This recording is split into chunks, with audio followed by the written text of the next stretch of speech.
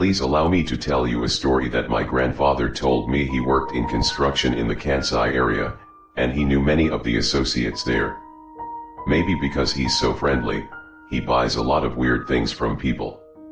He likes to show off, so he has Japanese swords, tiger statues, things like that. If I may be a little harsh, the truth is he just buys a lot of crap. He was chatty once he started drinking, so he told me about a box he got.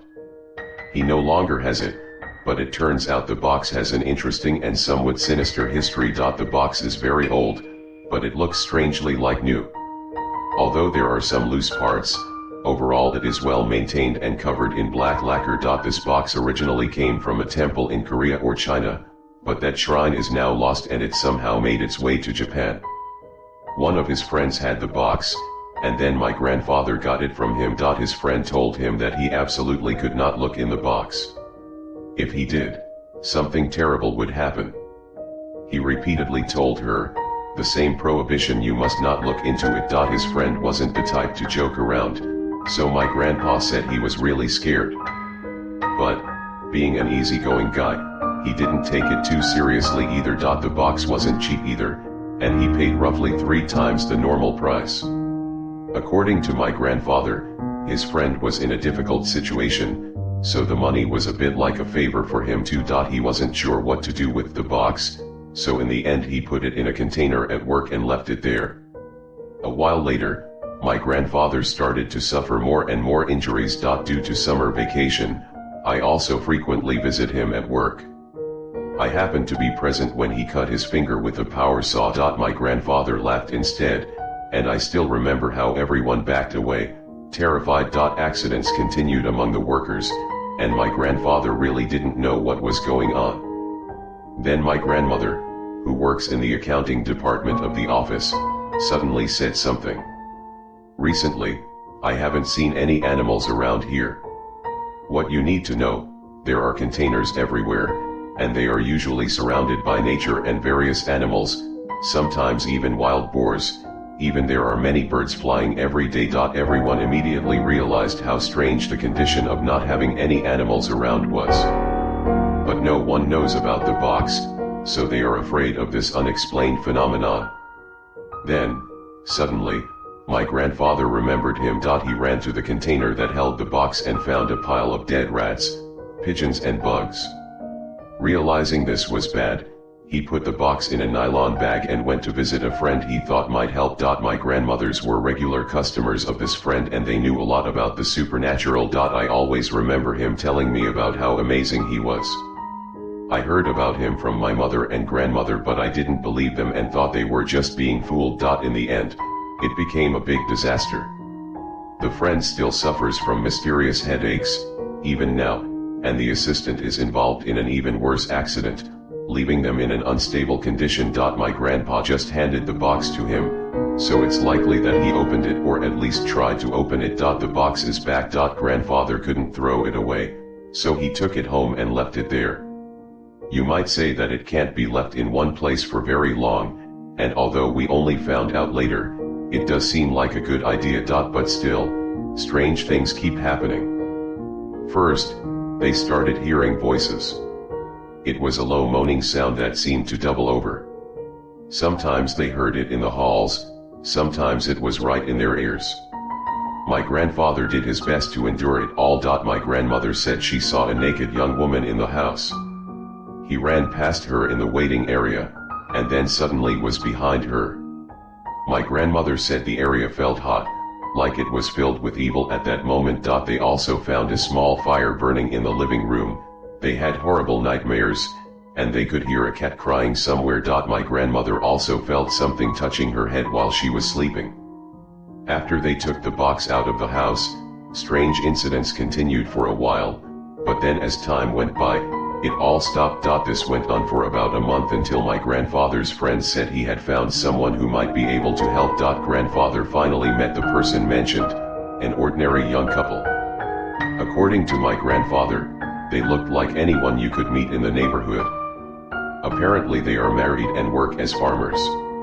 Every year they grow delicious vegetables which they give to some friends. My grandfather was carrying the box in his car, but the man was already very scared just by looking at it from afar. He claims the car is surrounded by multiple figures, and none of them look good.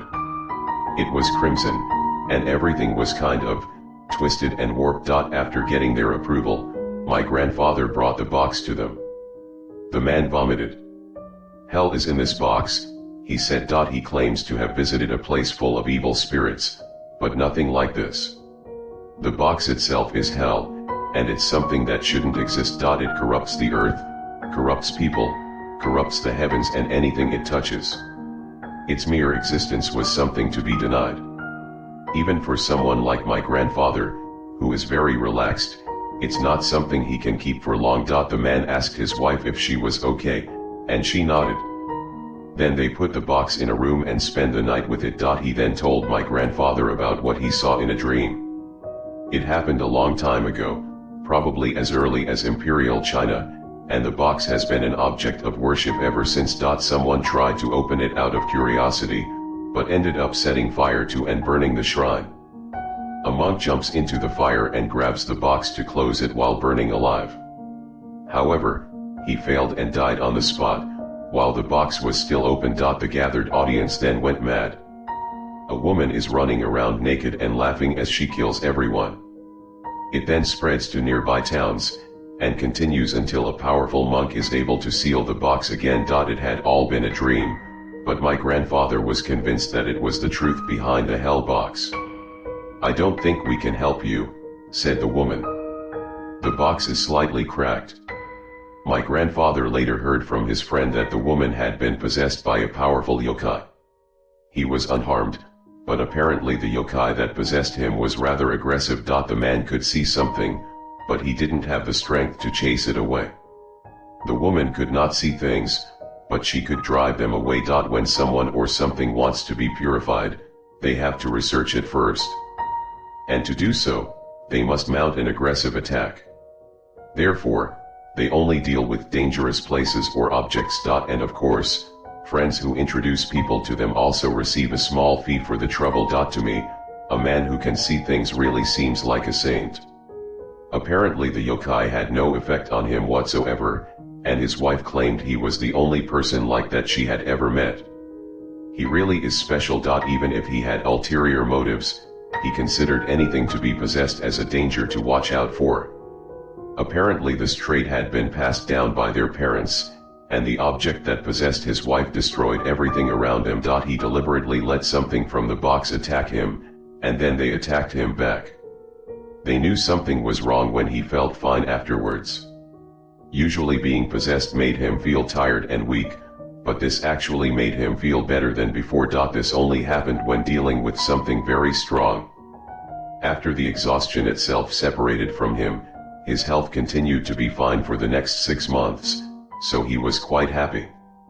She even gave birth to a child, and they are now happily living their life together. After that, the strange things happening around the hell box stopped for a while.